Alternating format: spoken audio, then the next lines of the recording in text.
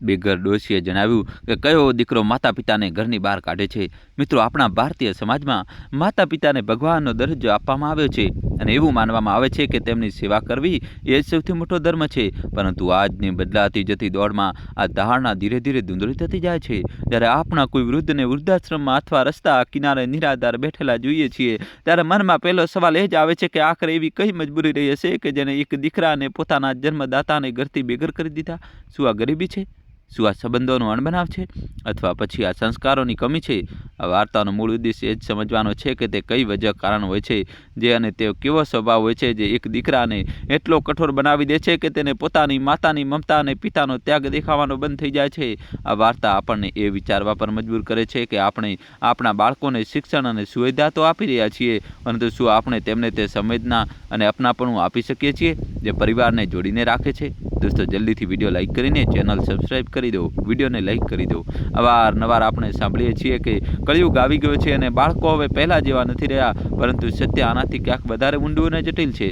જ્યારે એક મા પોતાના બાળકને ઉછેરે છે ત્યારે તે ક્યારેય એવું નથી વિચારતી કે આ બાળક મોટું થઈને તેને પોતાની સાથે રાખશે કે નહીં। તે બસ નિસ્વાર્થ ભાવે પોતાનું બધું જ તેના પર નોછાવર કરી દે છે। એક પિતા પોતાની આખી જુવાની, પોતાના તમામ કમાણી અને પોતાના સપના પોતાના બાળકોના ભવિષ્યને બનાવવામાં લગાવી દે છે। તે પોતે ફાટેલા જૂતા પહેરી લેશે, પરંતુ પોતાના દીકરા માટે નવા જૂતા જરૂર ખરીદશે। તે પોતે ભૂખ્યા રહી લેશે, પરંતુ બાળકોની થાળીમાં ઓછો પાવા નહીં દે। આટલું બધું કર્યા પછી જ્યારે એ જ માતા પિતા ગરડા અને નબળા થઈ જાય છે, જ્યારે તેમને સહારાની સૌથી વધુ જરૂર હોય છે, ત્યારે જો તેમને ઘરની બહાર કાઢી મૂકવામાં આવે તો આ ફક્ત એક પરિવારની નહીં પરંતુ આખા સમાજની હાર છે। તો મિત્રો, આ પરિસ્થિતિ ત્યારે પેદા થાય છે જ્યારે સંબંધોમાં વ્યવહારિકતા અને સ્વાર્થ આવી થવા લાગે છે। જ્યારે દીકરો એવું વિચારવા લાગે છે કે મા બાપ હવે એક જવાબદારી નહીં પરંતુ એક બોજ બની ગયા છે, ત્યારે ઘરની દિવાલોમાં તિરાડ પડવા લાગે છે। સમાજમાં આપણે અનેક પ્રકારના તર્ક સાંભળીએ છીએ। કેટલાક લોકો કહે છે કે દીકરાના લગ્ન પછી ઘરનું વાતાવરણ બદલાઈ જાય છે, નવી વહુના આવવાથી સમીકરણો બગડી જાય છે, પરંતુ શું ખરેખર ફક્ત વહુનું આવવું જ આનું કારણ હોય છે? અથવા પછી તે દીકરાની પોતાની સમજ અને કરોડરજ્જુમાં તે મજબૂતી નથી હોતી કે તે સાચા અને ખોટાનો નિર્ણય કરી શકે? એક મા બાપને ઘરથી કાઢનારો દીકરો તે નથી હોતો જે ફક્ત પોતાની પત્નીનું સાંભળે છે, પરંતુ તે હોય છે જે પોતાના ભૂતકાળ અને પોતાના અસ્તિત્વને ભૂલી જાય છે। તેને એ યાદ નથી રહેતું કે જે હાથોએ તેને આંગળી પકડીને ચાલતા શીખ્યું આજે તે જ હાથ ધ્રુજી રહ્યા છે અને તેમને સહારાની જરૂર છે। આ વાર્તા આપણને એ પણ જણાવે છે કે ક્યારેક અતિશય લાડ પ્યાર અને બાળકોની દરેક જીદને પૂરી કરવી પણ ભવિષ્યમાં એક બહુ મોટી ભૂલ સાબિત થાય છે।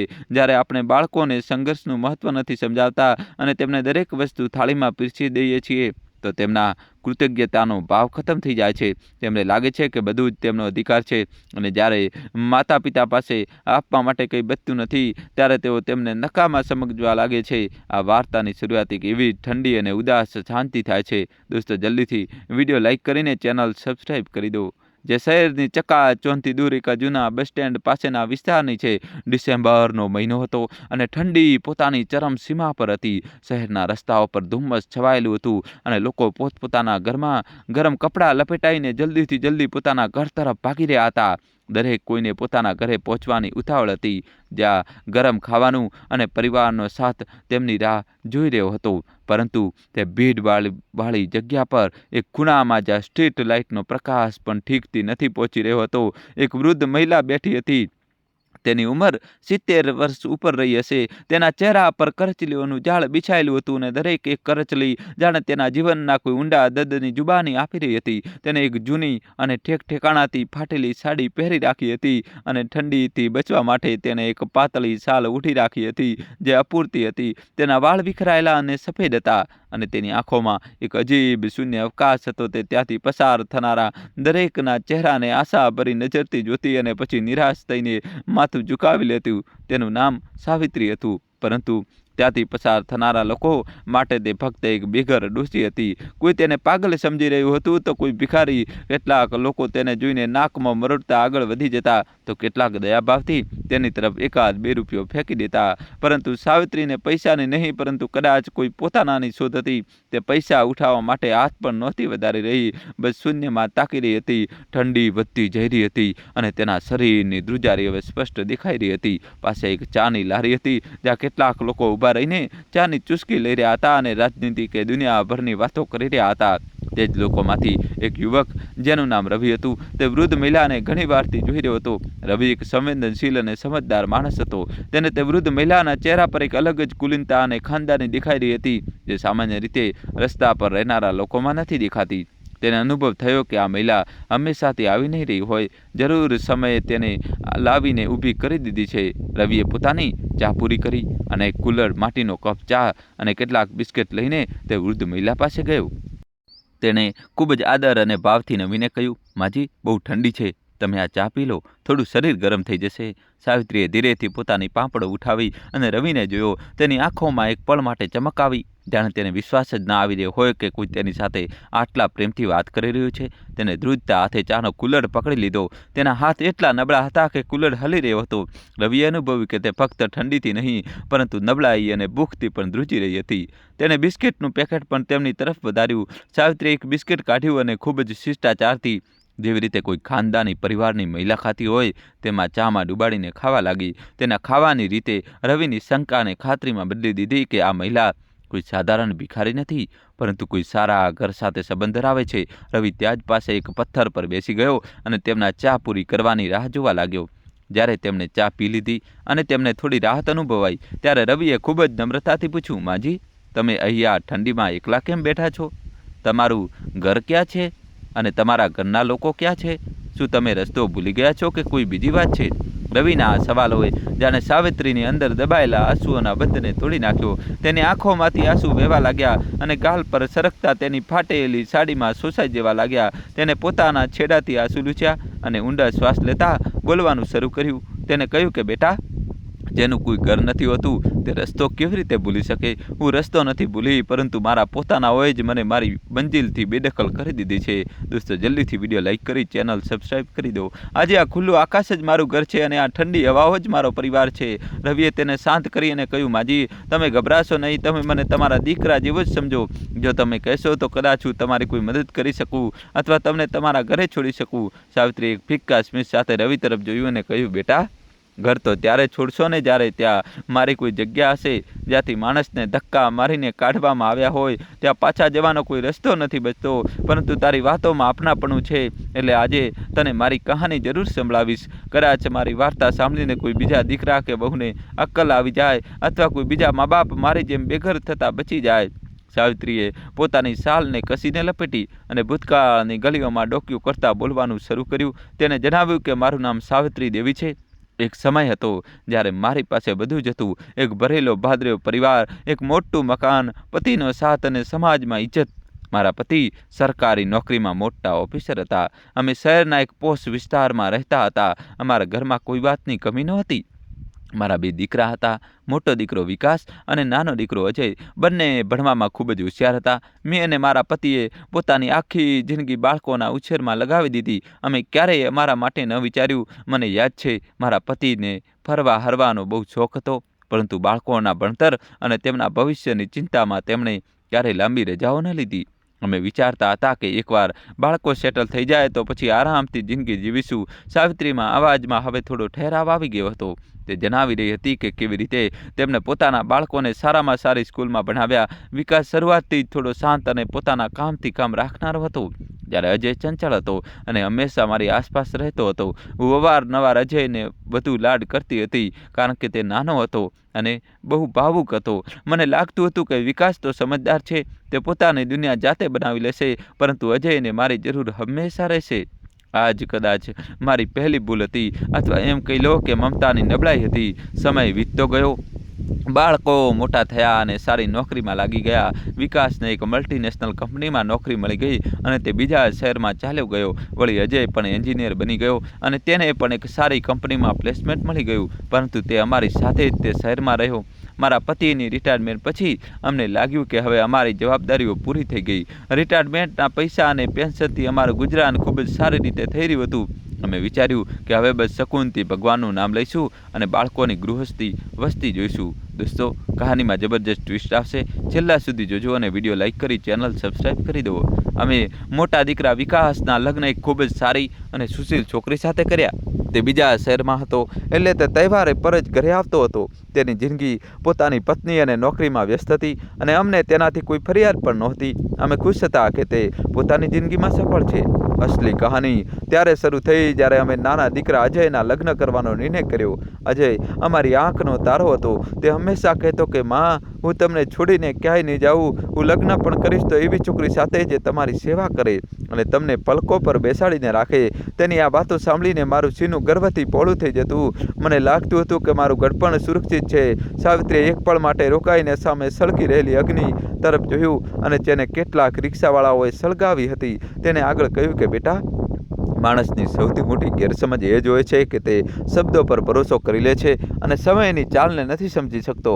અમે અજયના લગ્નને અમારી પસંદગીની છોકરી વંદના સાથે કરાવ્યા. વંદના દેખાવમાં બહુ સુંદર હતી અને એક સારા પરિવારમાંથી હતી. લગ્નના શરૂઆતના દિવસો ખૂબ જ સારા વીત્યા. ઘરમાં નવી વહુ આવી હતી, રોનક હતી. હું બહુ ખુશ હતી. મેં મારી બધી જ ચાવીઓ, ઘરની આખી જવાબદારી ખુશી ખુશી વંદનાને સોંપી દીધી. મેં વિચાર્યું કે હવે મારો આરામ કરવાનો સમય છે. બહુ ઘર સંભાળી લેશે અને હું બસ તેને માર્ગદર્શન આપીશ. પરંતુ મને ખબર નહોતી કે અધિકાર છોડવાનો અર્થ પોતાનું અસ્તિત્વ ખોવું પણ હોઈ શકે છે. શરૂઆતમાં બહુ જ સામાન્ય હતું. અજય ઓફિસ ચાલ્યો જતો અને હું અને વંદના ઘરે રહેતા. મારા પતિ પોતાના પુસ્તકો અને મિત્રોમાં વ્યસ્ત રહેતા. ધીરે ધીરે વંદનાનો વ્યવહાર બદલાવા લાગ્યો.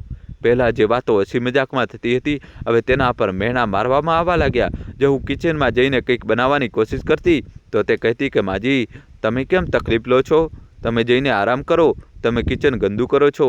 સાંભળવામાં આ વાતો બહુ મીઠી લાગતી હતી કે તે મને આરામ આપવા માગે છે, પરંતુ હકીકતમાં તે મને મારા જ ઘરના કિચનમાંથી બેદખલ કરી રહી હતી.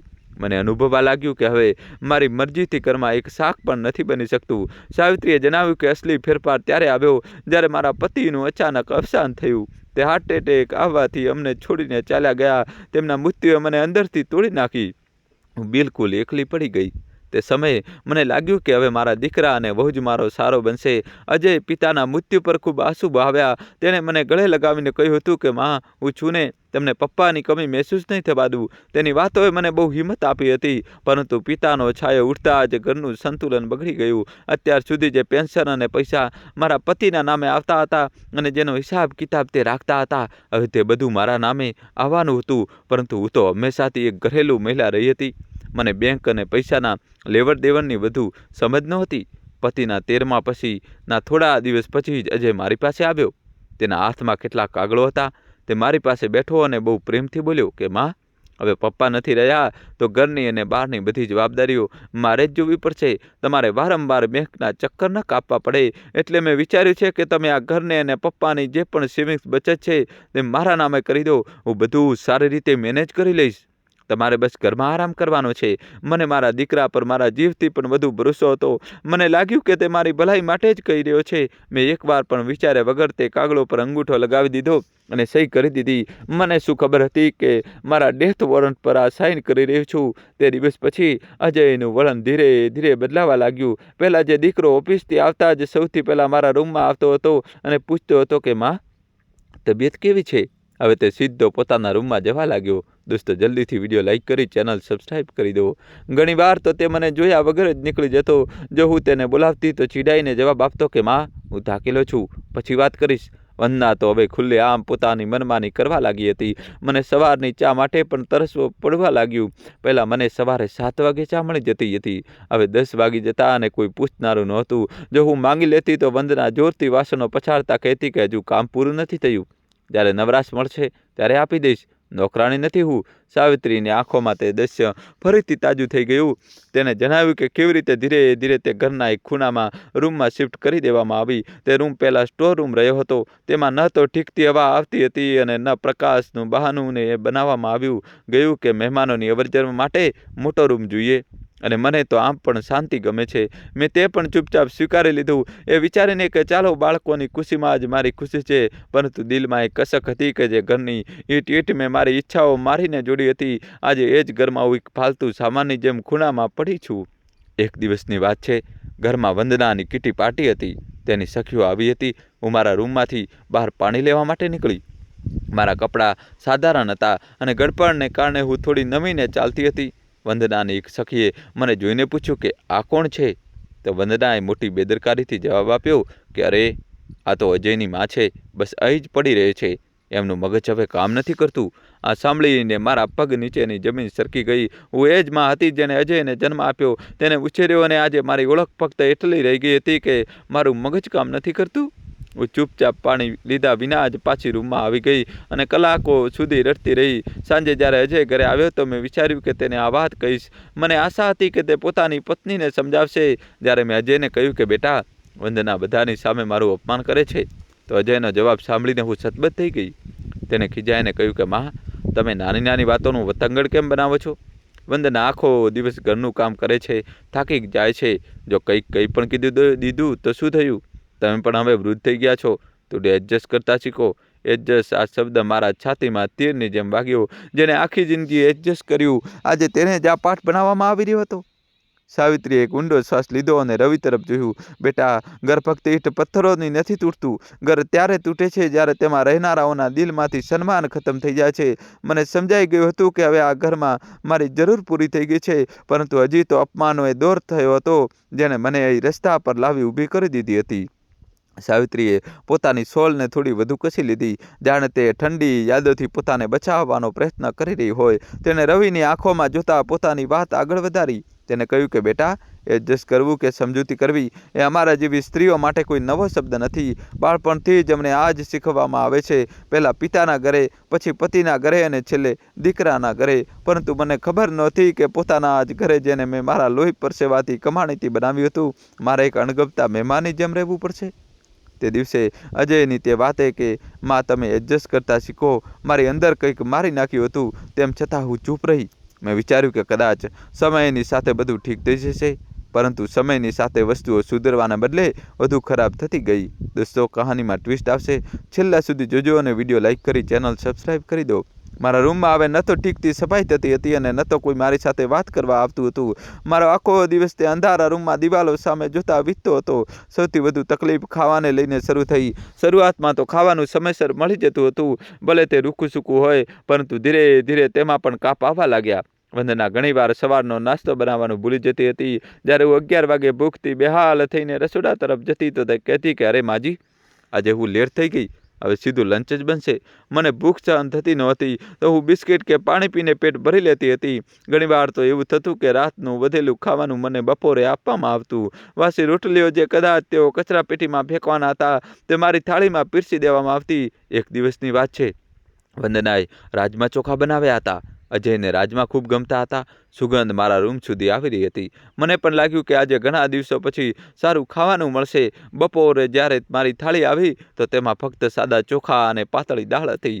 મેં વંદનાને પૂછ્યું કે બહુ, આજે તો રાજમા બન્યા હતા ને? તો તેને બહુ ઉદ્ધત રીતે જવાબ આપ્યો કે માજી, રાજમા થોડા ઓછા પડ્યા હતા, તે તો મેં અજય માટે રાતના માટે બચાવી દીધા. ગડપણમાં આમ પણ ભારે ખોરાક નથી પચતો, તમે આ દાળ ચોખા જ ખાઈ લો, તમારા પેટ માટે સારું રહેશે. મારી સામે મારી જ રસોઈમાં બનેલું ખાવાનું મારા જ દીકરા માટે બચાવીને રાખવામાં આવ્યું હતું અને મને એમ કહીને ટાળી દેવામાં આવી કે આ મારી તબિયત માટે ઠીક નથી. તે દિવસે મેં તો દાળ ભાત ચોખા ન ખાધા, પણ આંસુ પીને રહી ગઈ. જ્યારે અજય રાતે આવ્યો, તેને મજા લઈને રાજમા ખાધા તો તેને એકવાર પણ ન પૂછ્યું કે માં શું ખાધું છે. તે પોતાની પત્ની સાથે હસી મજાક કરતો રહ્યો અને હું મારા રૂમમાં ભૂખી પડી રહી. શારીરિક તકલીફો તો ગડપણની સાથે જ હોય છે, પણ જ્યારે મન દુઃખી હોય ત્યારે શરીર વધુ જલ્દી જવાબ આપી દે છે. ઠંડીની શરૂઆત થઈ ચૂકી હતી. મારા સાંધામાં દુખાવો રહેવા લાગ્યો હતો. પહેલાં હું દર મહિને ડૉક્ટર પાસે જઈને મારું ચેકઅપ કરાવતી હતી અને દવાઓ લેતી હતી, પરંતુ જ્યારથી પૈસા અને બેંકનું કામ અજયના હાથમાં ગયું હતું, મારી પાસે એક રૂપિયો પણ બચતો નહોતો. મેં અજયને કહ્યું કે બેટા, મારા ઘૂંટણમાં બહુ દુખાવો છે અને મારી બીપીની દવા પણ પૂરી થઈ ગઈ છે, મને ડૉક્ટર પાસે લઈ ચાલ. અજયે મોબાઈલમાં નજર પરોવેલી રાખીને જ કહ્યું કે માં, અત્યારે ઓફિસમાં બહુ કામ છે, ટાઈમ નથી મળી રહ્યો, તમે વિક્સ કે બામ લગાવી લો તો ઠીક થઈ જશે. મેં 2-3 વાર તેને યાદ અપાવ્યું કે પણ દરેક વખતે તેની પાસે કોઈ ને કોઈ બહાનું હતું. હદ તો ત્યારે થઈ જ્યારે એક રાત્રે મારી તબિયત ખૂબ વધારે બગડી ગઈ. મને તેજ તાવ ચડી ગયો અને હું ધ્રુજવા લાગી. મારું ગળું સુકાઈ રહ્યું હતું. મેં હિંમત કરીને અજયને બૂમ પાડી. અજય અને વંદના પોતાના રૂમમાં સૂતા હતા. મારો અવાજ સાંભળીને ઘણીવાર પછી અજય આવ્યો. તેણે મારા કપાળ પર હાથ મૂક્યો અને ખીજાતા બોલ્યો કે માં, તમારે પણ રાત્રે જ બીમાર પડવું હોય છે, સવારે જોઈ લઈશું, અત્યારે સૂઈ જાઓ. તે મને એક પાણીની બોટલ પકડાવીને ચાલ્યો ગયો. આખી રાત હું તાવમાં તપતી રહી, કણસતી રહી, પણ કોઈ મને જોવા ના આવ્યું. તે રાત્રે મને સમજાઈ ગયું કે જો હું મરી પણ જાઉં તો આમને કોઈ ફરક નથી પડવાનો. કદાચ આ લોકો ખુશ થશે કે એક બોજ ઓછો થયો. રવિ, તું વિચારતો હોઈશ કે મારો મોટો દીકરો વિકાસ શું કરી રહ્યો હતો?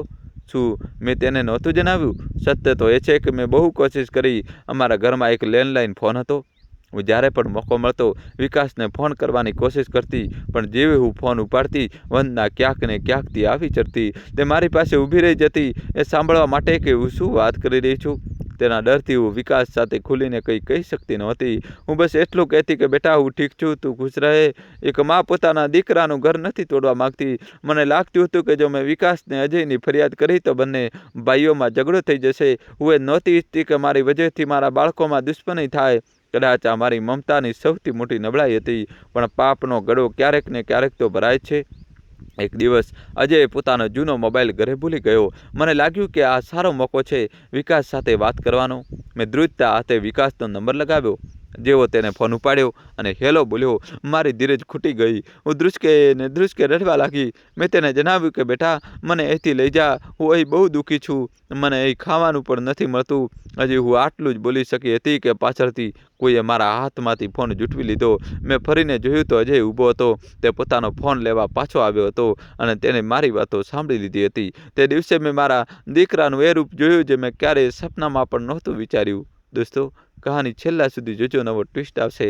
અજયની આંખોમાં લોહી ઉતરી આવ્યું હતું. તેને ફોનને સોફા પર ફેંક્યો અને મારા ખભાઓ પકડીને જોરથી હલાવ્યા. તે ચિલ્લાયો કે મેં તને છત આપી, ખાવાનું આપ્યું, અને તું મારા જ ભાઈ પાસે મારી ચાડી કરી રહી છે. તું ઈચ્છે છે કે તે મને ખરાબ સમજે? તું અમારા વચ્ચે ફૂટ પડાવવા માંગે છે? મેં હાથ જોડીને કહ્યું કે નહીં બેટા, હું તો બસ મારું દર્દ વેચી રહી હતી. પણ તે સાંભળવા તૈયાર નહોતો. વંદના પણ ત્યાં આવી ગઈ અને મેં તેને આગમાં ઘી હોમવાનું કામ કર્યું. તે બોલી કે મેં તો પહેલાં જ કહ્યું હતું કે આ ડોશી આપણને ચેનથી જીવવા નહીં દે. આ ઈચ્છે છે કે આખા ખાનદાનમાં આપણી બદનામી થાય. તે દિવસ પછી મારી રહસ્ય આઝાદી પણ છીનવી લેવામાં આવી. અજય લેન્ડલાઇન ફોનનું કનેક્શન કાપી નાખ્યું. મારા ઘરની બહાર નીકળવા પર પણ પાબંદી લગાવી દેવામાં આવી. જો કોઈ પાડોશી કે સંબંધી આવતા તો મને રૂમમાં પૂરી દેવામાં આવતી અને કહી દેવામાં આવતું કે માજીની તબિયત ઠીક નથી, તેઓ આરામ કરી રહ્યા છે. હું મારા જ ઘરમાં એક કેદી બનીને રહી ગઈ. ન હું કોઈની સાથે વાત કરી શકતી હતી, ન મારું દુઃખ રડી શકતી હતી. દુનિયા માટે હું એક ખુશહાલ માં હતી જે પોતાના દીકરા બહુ સાથે આરામની જિંદગી જીવી રહી હતી. પણ હકીકત એ હતી કે હું નર્ક ભોગવી રહી હતી. એક વાત જે મને સૌથી વધુ ખૂંદતી હતી તે હતી અજયનો બદલાતો જતો દૃષ્ટિકોણ. તે દીકરો જે ક્યારેય મારા વિના ખાતો ન હતો, જેને મારા હાથની ચા વિના માથું દુખતું હતું, હવે તે મને એક નજર જોવાનું પણ પસંદ કરતો ન હતો. એવું લાગતું હતું જાણે તેના મગજને પૂરી રીતે ધોઈ નાખવામાં આવ્યું છે. તે ફક્ત વંદનાની ભાષા બોલતો હતો. મને સમજાતું ન હતું કે શું આ એ જ અજય છે જેને મેં પાળી પૂછીને મોટો કર્યો, કે આ કોઈ બીજો માણસ છે જેને મારા દીકરાનું મહોરું પહેરું રાખ્યું છે. તહેવારોનો સમય આવ્યો. દિવાળીનો મોકો હતો. આખું શહેર રોશનીથી ઝગમગી રહ્યું હતું. અમારા ઘરમાં પણ તૈયારીઓ ચાલી રહી હતી. વંદનાએ પોતાના માટે અને અજય માટે નવા કપડાં ખરીદ્યા હતા. ઘરને શણગારવામાં આવી રહ્યું હતું. મીઠાઈઓ આવી રહી હતી. હું મારા રૂમની બારીમાંથી બહારની રોનક જોઈ રહી હતી. મને આશા હતી કે કદાચ દિવાળીના દિવસે એમનું દિલ પીગળી જાય. કદાચ આજના દિવસે તેઓ મને પણ પરિવારનો હિસ્સો સમજે. સાંજે પૂજાનો વખત થયો. હું નાહી ધોઈને મારી જૂની પણ સાફ સાડી પહેરીને રૂમમાંથી બહાર નીકળી. હું પૂજામાં સામેલ થવા માગતી હતી. જેવી હું ડ્રોઈંગ રૂમમાં પહોંચી, વંદનાએ મને જોઈને મોઢું બગાડી લીધું. અજય પૂજાની થાળી તૈયાર કરી રહ્યો હતો. મેં કહ્યું કે બેટા, હું પણ આરતીમાં ઊભી રહી જાઉં. અજય મારી તરફ જોયું અને ઠંડા સ્વરમાં કહ્યું કે માં, અમે પૂજા કરી રહ્યા છીએ. તમે તમારા રૂમમાં જ રહો. અમારા મિત્રોના આવવાનો સમય થઈ રહ્યો છે અને તમારી આ જૂની સાડી અને આ દેખાવ અમારા સ્ટેટસ સાથે મેચ નથી કરતો. તમે રૂમમાં જ ભગવાનનું નામ લઈ લો. ભગવાન તો દરેક જગ્યાએ છે. આ સાંભળીને હું સતબત થઈ ગઈ. દોસ્તો, કહાનીમાં જબરજસ્ત ટ્વિસ્ટ આવશે. છેલ્લા સુધી જોજો ને ચેનલ સબસ્ક્રાઈબ કરી દો. મારા દીકરાને પોતાની મા હોવા પર શરમ આવી રહી હતી. મારું સ્ટેટસ હવે તેના મિત્રો સામે તેને નાનું અનુભવી રહ્યું હતું. મેં કહીને કહ્યું. હું ચૂપચાપ પાછી મારા રૂમમાં આવી ગઈ. બહાર ફટાકડાના અવાજો આવી રહ્યા હતા. લોકો ખુશીઓ મનાવી રહ્યા હતા અને અંદર મારા દિલના ટુકડા થઈ રહ્યા હતા. તે રાત્રે મેં અંધારા રૂમમાં એકલા જ દીવો પ્રગટાવ્યો અને ભગવાનને પ્રાર્થના કરી કે હે ઈશ્વર, જો આજ મારું ઘડપણ હોય તો મને ઉપાડી લે. મારે હવે બધું અપમાન નથી સહેવું, પણ મોત એટલી આસાનીથી ક્યાં આવે છે? તેને તો હજી મને વધુ તડપાવવાની હતી. મને ખબર નહોતી કે આ દિવાળી મારા તે ઘરની છેલ્લી દિવાળી સાબિત થશે. થોડા દિવસો પછી એક બીજી ઘટના બની જેણે તાબૂતમાં છેલ્લો ખીલો ઠોકવાનું કામ કર્યું. વંદના ગર્ભવતી હતી. આ ખબર સાંભળીને હું મારી બધી તકલીફો ભૂલી ગઈ. મને લાગ્યું કે ચાલો હવે ઘરમાં નાનો મહેમાન આવશે તો કદાચ બધું ઠીક થઈ જશે. દાદી બનવાની ખુશીમાં હું મારા બધા અપમાન ગળી ગઈ. મેં વિચાર્યું કે હવે હું વંદનાનો વધુ ખ્યાલ રાખીશ, કદાચ તેનું દિલ બદલાઈ જાય. મેં સવારે વહેલા ઉઠીને તેના માટે દલિયા બનાવવાનું શરૂ કર્યું, જેવું કે અમારા સમયમાં ગર્ભવતી મહિલાઓને આપવામાં આવતું હતું. હું કિચનમાં હતી અને બહુ પ્રેમથી ખાવાનું બનાવી રહી હતી. ત્યારે જ વંદના ત્યાં આવી. તેને જોયું કે હું ગેસ પર કંઈક બનાવી રહ્યું છું. તેને વગર પૂછે જ ચિલ્લાવાનું શરૂ કરી દીધું કે તમે ફરી મારું કિચન ગંદુ કરી દીધું. તમને ના પાડી હતી ને કે અહીં ના આવતા. મેં બહુ પ્રેમથી સમજાવવાની કોશિશ કરી કે વહુ, તું મા બનવાની છે, તારા અને બાળકની તબિયત માટે આ સારું છે. પણ તેને મારી વાત સાંભળવાને બદલે અજયને જોરથી બૂમ પાડી. અજય દોડતો આવ્યો. વંદનાએ રડવાનું નાટક કરતાં કહ્યું કે જુઓ અજય, મા મને પરેશાન કરી રહી છે. આ મને તે બધું ખવડાવવા માંગે છે જે મને પસંદ નથી. આ મને માનસિક તણાવ આપી રહી છે. ડૉક્ટરે કહ્યું છે કે સ્ટ્રેસ બાળક માટે ખતરનાક છે. અજય જોયું ને જોયું, તેણે મારો હાથ પકડ્યો અને મને કિચનમાંથી બહાર ધક્કો મારી દીધો. તે ધક્કાથી હું સંભાળી ન શકી અને દિવાલ સાથે જઈ અથડાઈ. મારા માથામાં ઈજા થઈ. પણ અજયે તેની પરવા નહોતી. તેને આંગળી ચીંધીને ચેતવણી આપી કે માં, આ છેલ્લી વાર કહી રહ્યો છું, વંદના અને મારા બાળકથી દૂર રહેજો. જો તમારી વજહથી વંદનાને કોઈ પણ તકલીફ થઈ તો મારાથી ખરાબ કોઈ નહીં હોય. તમે બસ આ ઘરના એક ખૂણામાં પડ્યા રહો, એ જ તમારા માટે સારું છે. તે દિવસે તે ધક્કાએ મને શારીરિક ઈજા કરતાં વધુ ઊંડી આંતરિક ઈજા આપી હતી. મને સમજાઈ ગયું હતું કે હવે આ ઘરમાં મારા માટે કોઈ જગ્યા બચી નથી. હું આ ફક્ત એક ફાલતુ સામાન છું જેને તેઓ ફેંકવાનું બહાનું શોધી રહ્યા છે, અને તે બહાનું તેમને બહુ જલ્દી પણ મળી ગયું. રવિ, જ્યારે પોતાનું જ લોહી પાણી થઈ જાય ત્યારે પારકાવતી શું ફરિયાદ કરવી? મને હવે ડર લાગવા માંડ્યો હતો. મને લાગવા માંડ્યું હતું કે કોઈ પણ દિવસે મારી સાથે કંઈક બહુ ખરાબ થવાનું છે. રાતની ઊંઘ હરામ થઈ ગઈ હતી. દરેક આહટ પર મને લાગતું હતું કે અજય આવી રહ્યો છે. એક માં પોતાના દીકરાથી ડરવા લાગે, એનાથી મોટું દુર્ભાગ્ય બીજું શું હોઈ શકે? પણ કુદરતને કોણ ટાળી શકે?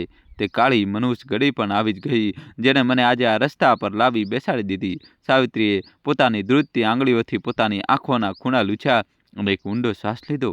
તાપણાની આગ હવે ધીમી પડી રહી હતી, પણ તેની વાર્તાની તપસી રવિના દિલને દજાડી રહી હતી. તેણે પોતાની વાત ત્યાંથી જ જોડી જ્યાં છોડી હતી. તે મનુષ્ય દિવસ પણ આવી જ ગયો.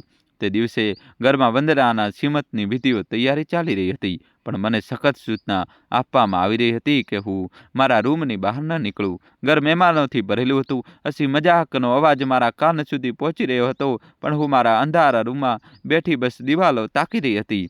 તરસ લાગી તો હું હિંમત કરીને પાણી લેવા માટે બહાર નીકળી. મારી કિસ્મત ખરાબ હતી કે કદાચ સમયનો કોઈ ક્રૂર મજાક બરાબર તે જ સમયે વંદના પાણીનો જગ લઈને ત્યાંથી પસાર થઈ રહી હતી. તેનો પગ લપસ્યો, અથવા કદાચ તેને ચક્કર આવ્યા. તે લથડાવા લાગી. એક માનું દિલ હતું. મારાથી રહ્યું ન ગયું. હું તેને સંભાળવા માટે દોડી. મેં તેને પડતા તો બચાવી લીધી, પણ ગભરામણમાં પાણીનો જગ તેના હાથમાંથી છૂટીને પડી ગયો અને પાણી ફરસ પર ફેલાઈ ગયું. અવાજ સાંભળીને અજય અને બાકીના સંબંધીઓ ત્યાં દોડી આવ્યા. આ પહેલાં કે હું કંઈ બોલી શકું, વંદનાએ રડવાનું શરૂ કરી દીધું. તેને અજય તરફ જોઈને ચીસ પાડીને કહ્યું કે જુઓ અજય, મેં કહ્યું હતું ને કે આ ડોશી મને મારી નાખવા માંગે છે. આણે મને જાણી જોઈને ધક્કો આપ્યો જેથી મારું બાળક પડી જાય. આ ઈચ્છે છે કે આ ઘરમાં કોઈ વારસ ના આવે. વંદનાની આ વાત સાંભળીને હું સતવત થઈ ગઈ. મારા પગ નીચેની જમીન સરકી ગઈ. હું ચિલ્લાઈ કે નહીં બેટા, હું તો આને બચાવી રહી હતી, પણ અજયની આંખો પર તો જાણે પટ્ટી બાંધેલી હતી. તેને મારું એક ન સાંભળ્યું. તેને બધાની સામે, બધા સંબંધીઓની સામે મારું ગળું પકડ્યું, ગિરબાન પકડ્યું અને મને ઝંઝોળતા કહ્યું કે બસ હવે બહુ થઈ ગયું. હું મારી પત્ની અને બાળકની જાન જોખમમાં ન નાખી શકું. તું માં નથી, ડાકણ છે, ડાકણ, જે મારી ખુશીઓને ગળી જવા માંગે છે. સંબંધીઓ તમાશો જોતા ઊભા હતા. કોઈ એક શબ્દ પણ ન બોલ્યું. વંદનાની માએ તો આજ સુધી કીધું કે જમાઈ રાજ, આવી સ્ત્રીને તો ઘરમાં રાખવી જ પાપ છે, અને તો ગાંડાની હોસ્પિટલ કે વૃદ્ધાશ્રમ મોકલી દેવી જોઈએ. તે દિવસે અજયે જે નિર્ણય લીધો તેને મારા અસ્તિત્વને જ મિટાવી દીધું. તેને કહ્યું કે આજે રાત્રે જ આનો ફેસલો થશે. હવે આ ઘરમાં એક પળ પણ નહીં રહે. મને લાગ્યું કે કદાચ ગુસ્સામાં કહી રહ્યો છે. થોડી વારમાં શાંત થઈ જશે. સાંજ થઈ ગઈ. મહેમાનો ચાલ્યા ગયા. રાતનો સન્નાટો ઘેરો થઈ ગયો. હું મારા રૂમમાં ફફડીને બેઠી હતી. ભગવાનને પ્રાર્થના કરી રહી હતી કે અજયનો ગુસ્સો શાંત થઈ જાય. ત્યારે જ મારા રૂમનો દરવાજો જોરથી ખુલ્યો. અજય અંદર આવ્યો. તેના હાથમાં એક નાની બેગ હતી જેમાં તેણે મારા 2-4 કપડાં ઠાંસી રાખ્યા હતા. તેને કહ્યું કે ઉઠો અને ચાલ મારી સાથે. મેં ડરતા પૂછ્યું કે બેટા, આટલી રાતે ક્યાં? તો તેને રૂખાશથી કહ્યું કે હું તને વૃદ્ધાશ્રમ છોડવા જઈ રહ્યો છું. મેં વાત કરી લીધી છે, ત્યાં તારા જેવી બીજી પણ ઘણી સ્ત્રીઓ છે, ત્યાં જ રહેજે અને ત્યાં જ મરજે. ઓછામાં ઓછું મારું ઘર તો નર્ક નહીં બને. સાચું કહું રવિ, તે પળે મને વૃદ્ધાશ્રમ જવું પણ એક રાહત જેવું લાગ્યું. મને લાગ્યું કે ચાલો ઓછામાં ઓછું ત્યાં મને 2 વખતની રોટલી તો શાંતિથી મળશે. રોજ રોજનું અપમાન અને હાડ મારી તો નહીં સહેવી પડે. મેં ચૂપચાપ મારી ચપ્પલ પહેરી અને તેની પાછળ ચાલી નીકળી. અમે કારમાં બેઠા. વંદના દરવાજા પર ઊભી હતી. તેના ચહેરા પર એક વિજયી સ્મિત હતું, જાણે તેને કોઈ બહુ મોટું જંગ જીતી લીધું હોય. મેં ફરીને તે ઘરને જોયું જે મેં બનાવ્યું હતું. તે દિવાલોને જેમાં મારી જુવાની અને સપના કેદ હતા. અને પછી ચૂપચાપ કારમાં બેસી ગઈ. અજય ગાડી ચલાવી રહ્યો હતો. કારમાં ભયાનક સન્નાટો હતો. હું જેના ચહેરા તરફ જોઈ રહી હતી. કદાચ તેની આંખોમાં કોઈ વિનાશ, કોઈ પસ્તાવો દેખાઈ જાય, પણ ત્યાં ફક્ત પથ્થર જેવી કઠોરતા હતી. તે બહુ તેજ ગાડી ચલાવી રહ્યો હતો. શહેર પાછળ છૂટી રહ્યું હતું. ઘણીવાર ચાલ્યા પછી મને અનુભવ થયો કે આ રસ્તો કોઈ વૃદ્ધાશ્રમ તો નથી. મેં પૂછ્યું કે બેટા, આપણે ક્યાં જઈ રહ્યા છીએ? આ રસ્તો કે શહેરની બહાર જઈ રહ્યો છે? અજય ખીજાતા કહ્યું કે ચૂપચાપ બેસી રહો, શોર્ટકટ છે, તમને રસ્તો નથી ખબર. મને ડર લાગવા માંડ્યો. સૂમસામ રસ્તો, ઘાટું અંધારું અને ધુમ્મસ. મારું દિલ જોર જોરથી ધડકવા લાગ્યું. આશરે 1 કલાક પછી અજય ગાડી એક સૂમસામ બસ સ્ટોપ પાસે રોકી. આ એ જ જગ્યા હતી જ્યાંથી થોડે દૂર અત્યારે આપણે બેઠા છીએ.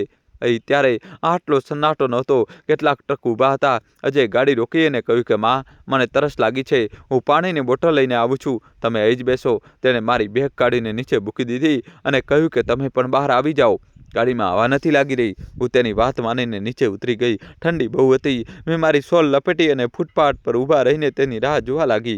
અજય ગાડી લઈને થોડો આગળ ગયો. મને લાગ્યું કદાચ તે કોઈ દુકાન પર રોકાઈ રહ્યો છે, પણ ત્યારે જ મેં જોયું કે તેની ગાડીની સ્પીડ વધારી અને તે તેજીથી આગળ નીકળી ગયો. હું સમજી ન શકી કે શું થયું. મને લાગ્યું કદાચ તે આગળ જઈને યુટર્ન લેશે. હું ત્યાં જ ઊભી રહી. 10 મિનિટ વીતી. અડધો કલાક વીત્યો. ઠંડીથી મારા હાથ પગ શૂન્ય થવા લાગ્યા. સન્નાટો ચીસ પાડવા લાગ્યો. ત્યારે ધીરે ધીરે મને હકીકત સમજાવવા લાગી. મારો દીકરો પાણી લેવા નહોતો ગયો. તે મને અહીં છોડવા આવ્યો હતો. તે મને કોઈ વૃદ્ધાશ્રમ પર નહોતો લઈ જઈ રહ્યો હતો, કારણ કે ત્યાં તેને પૈસા આપવા પડત અને કાગળની કાર્યવાહી કરવી પડત. તેને સૌથી સહેલો રસ્તો પસંદ કર્યો હતો. પોતાની વૃદ્ધ માને એક લાવારીસ જાનવરની જેમ રસ્તા પર ફેંકી દેવી. જ્યારે મને ખાતરી થઈ ગઈ કે તે પાછો નહીં આવે, તો હું ત્યાં જ રસ્તાના કિનારે બેસીને ધ્રુસકે રડવા લાગી. હું અજયનું નામ લઈને ચિલ્લાતી હતી, પણ મારો અવાજ સાંભળનાર ત્યાં કોઈ નહોતું, સિવાય કે રખડતા કૂતરાઓ જે મારા રડવાનો અવાજ સાંભળીને બસી રહ્યા હતા. તે રાત મારી જિંદગીની સૌથી લાંબી અને ડરામણી રાત હતી. મારી પાસે ન પૈસા હતા, ન મોબાઈલ અને ન એ ખબર કે હું ક્યાં છું. મારી પાસે બસ તે નાની બેગ હતી, જેમાં 2 સાડીઓ અને એક ફાટેલું સ્વેટર હતું. આખી રાત હું ઠંડીમાં ઠીઠરતી રહી. મગજમાં બસ એક જ સવાલ ઘૂમી રહ્યો હતો કે આખરે મારો વાંક શું હતો? શું વધુ પ્રેમ કરવો ગુનો છે? શું પોતાના બાળકો પર બધું નછાવર કરી દેવું મૂર્ખામી છે? જે દીકરાને મેં ક્યારેય કાંટો પણ નથી વાગવા દીધો, આજે તેણે મને આ અણીદાર પથ્થરો પર સૂવા માટે મજબૂર કરી દીધી. સવારે જ્યારે રોશની થઈ તો આસપાસના દુકાનદારોએ મને ત્યાં જોઈ. કોઈએ મને ગાંડી સમજી તો કોઈએ ભિખારી. મને ભૂખ લાગી હતી, પણ શરમના કારણે હું કોઈની પાસે કંઈ માંગી શકી નહીં. હું જે ક્યારેય બીજાને દાન આપતી હતી, આજે પોતે દાણે દાણા માટે મોહતાજ હતી. પહેલાં થોડા દિવસ તો મને લાગ્યું કે કદાચ અજયને પોતાની ભૂલનો અહેસાસ થશે, તે મને શોધતો આવશે. દરેક આવતી ગાડીને જોઈને મને લાગતું કે અજય આવ્યો છે, પણ દિવસો અઠવાડિયામાં બદલાયા અને અઠવાડિયા મહિનાઓમાં કોઈ ના આવ્યું. ન અજય ન વિકાસ. મને નથી ખબર કે અજય વિકાસને શું જણાવ્યું હશે. કદાચ તેને કહી દીધું હશે કે માં પોતાની મરજીથી ક્યાંક જતી રહી છે, અથવા કદાચ તેને કહી દીધું હશે કે માં મરી ગઈ છે. મને કંઈ નથી ખબર અને હું જાણવા પણ નથી માગતી. તે પહેલી રાત પછી મેં આ રસ્તાને જ મારું ઘર માની લીધું. અહીં કોઈ મને મેણા નથી મારતું, કોઈ મને બોજ નથી સમજતું. જે મળી જાય છે તે ખાઈ લઉં છું. જ્યાં જગ્યા મળે છે ત્યાં સૂઈ જાઉં છું. અહીંના લોકો, આ રિક્ષાવાળા, આ ચાવાળા મારા પોતાના દીકરાઓ કરતાં વધુ સારા છે. ઓછામાં ઓછું તેઓ મને ધિક્કારતા તો નથી. ક્યારેક કોઈ જૂનો કામળો આપી દે છે, તો ક્યારેક કોઈ ખાવાનું. જિંદગી ઘસડાઈ રહી છે મોતની રાહમાં. સાવિત્રી ચૂપ થઈ ગઈ. તેની આંખોમાં આંસુ હવે સુકાઈ ચૂક્યા હતા, પણ ચહેરા પર એક ઊંડો વિષાદ જામ્યો હતો. રવિ અવાક રહી ગયો હતો. તેની પાસે કહેવા માટે કોઈ શબ્દ નહોતા. સમાજમાં ઘૃણાસ્પદ સત્ય તેની સામે નગ્ન ઊભું હતું. તે વિચારી રહ્યો હતો કે કેવી રીતે એક માણસ આટલો ગીરી શકે, કેવી રીતે કોઈ તે માને ફેંકી શકે જેના શરીરનો તે પોતે એક હિસ્સો છે? રવિએ એક ઊંડો શ્વાસ લીધો અને સાવિત્રીના ઠંડા પડી ગયેલા હાથોને પોતાના હાથમાં પકડી લીધા. તેને અનુભવ્યું કે તે હાથોમાં હજી પણ તે કોમળતા બચી હતી જે ફક્ત એક માના હાથોમાં હોય છે. ભલે સમય તેને ગમે તેવો ખરબચડો કેમ ન બનાવી દીધો હોય. રવિએ ગંભીરથી કંઠે પૂછ્યું કે માજી, શું તમે પોલીસમાં જવાનું ન વિચાર્યું? તમે ફરિયાદ કરી શકતા હતા. કાયદો છે કે જે વડીલોની મદદ કરે છે. સાવિત્રીએ એક કડવા સ્મિત સાથે રવિ તરફ જોયું. તેને કહ્યું કે બેટા, પોલીસ અને કાયદો તેમના માટે હોય છે જે પોતાના અધિકારો માટે લડવા માંગે છે. હું કોની સામે લડું? પોતાની જ કુખે જન્મેલા દીકરા સામે? જો હું પોલીસ પાસે જાત તો અજયને જેલ થઈ શકતી હતી. તેની બદનામી થાત, તેની નોકરી જઈ શકતી હતી અને ભલે તેણે મારી સાથે ગમે તેટલું ખરાબ કર્યું હોય, હું એક માં છું. હું મારા જીવતે જીવ મારા દીકરાને બરબાદ થતા જોઈ શકતી નથી. મારો શ્રાપ તેને ક્યારેય નહીં લાગે. મારી દુઆઓ જ તેની સાથે રહેશે. ભલે તેણે મારી સાથે આ વર્તન કર્યું હોય. આજ તો એક માની સજા છે બેટા. તે બધું સહી લે છે પણ પોતાના સંતાનનું ખરાબ કરી શકતી નથી. સાવિત્રીએ પોતાની પોટલીમાંથી એક જૂની વળેલી તૂટેલી તસવીર કાઢી અને રવિને બતાવી. તસવીરમાં એક યુવાન સાવિત્રી, તેના પતિ અને બે નાના બાળકો હતા. અજય તેની ગોદમાં હતો અને ખિલખિલાટ હસી રહ્યો હતો. સાવિત્રીએ તે તસવીર પર પોતાની આંગળી ફેરવી, બરાબર તેમ જ જેમ તે બાળપણમાં અજયના ગાલ પર હાથ ફેરવતી હતી. તેને ધીમા સ્વરે કહ્યું, જુઓ, કેટલો માસૂમ લાગતો હતો. મને ક્યારેક લાગે છે કે તે મારો અજય નહોતો જે મને અહીં છોડી ગયો. મારો અજય તો કદાચ ક્યાંક ખોવાઈ ગયો છે. તે જે આવ્યો હતો તે તો બસ વંદનાનો પતિ હતો, મારો દીકરો નહીં. રવિ સમજી ગયો કે સાવિત્રીએ પોતાની નિયતિ સ્વીકારી લીધી છે, પણ તેના મનમાં હજી પણ એક સવાલ હતો જે તેને કોરી ખાતો હતો. તેને પૂછ્યું કે માજી, તમે કહી રહ્યા હતા કે બેઘર ડોશીએ જણાવ્યું કે કયો દીકરો મા બાપને ઘરની બહાર કાઢે છે. તમારી વાર્તા સાંભળીને મને અજયની ક્રૂરતા તો દેખાઈ, પણ હું હજી પણ તે મૂળ કારણને પૂરી રીતે નથી સમજી શક્યો. તે કઈ માનસિકતા છે, તે કઈ ઉછેરની કમી છે જે એક બાળકને આવો બનાવી દે છે? શું આ ફક્ત પત્નીનો પ્રભાવ છે કે બીજું કંઈક? સાવિત્રીએ પોતાની નજર ઉઠાવી. તેની આંખોમાં આવે એક અજીબ ગંભીરતા હતી, જાણે કોઈ અનુભવી ગુરુ પોતાના શિષ્યને જીવનનું સૌથી ગૂઢ જ્ઞાન આપવા જઈ રહ્યા હોય. તેને કહ્યું કે બેટા, આ સવાલ બહુ ઊંડો છે.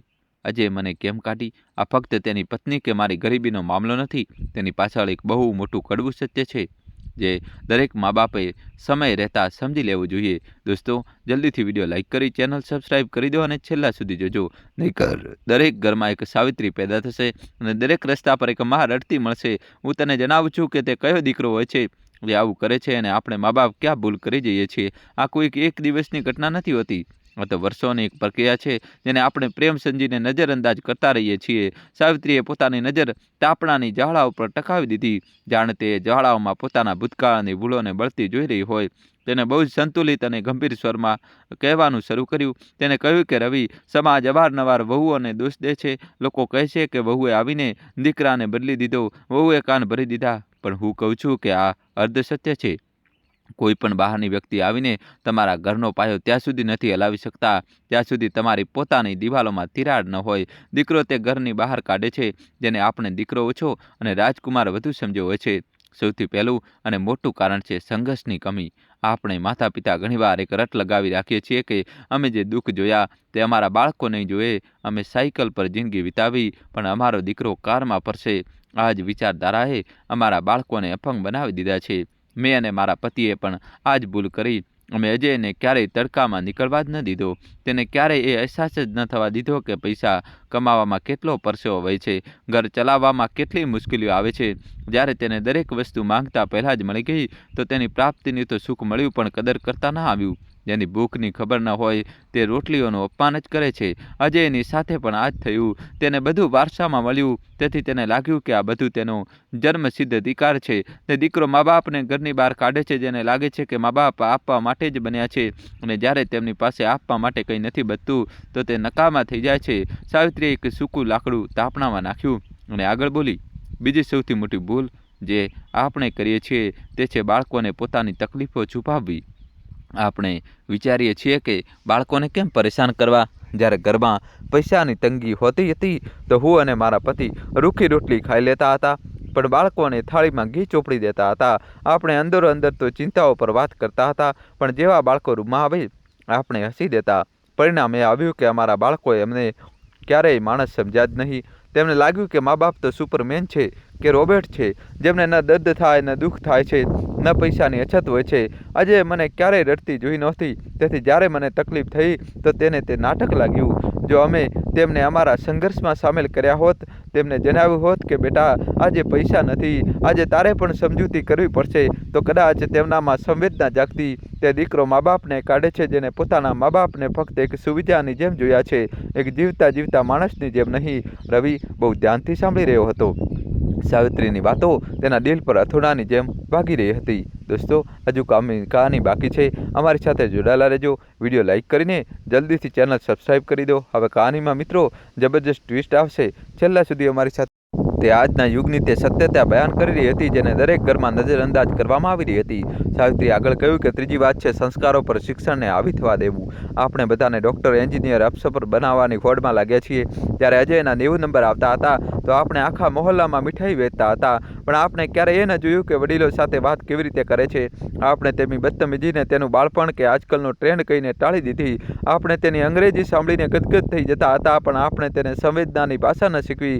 આપણે તેને સફળ થતાં શીખ્યું પણ સાર્થક થતાં ન શીખ્યું.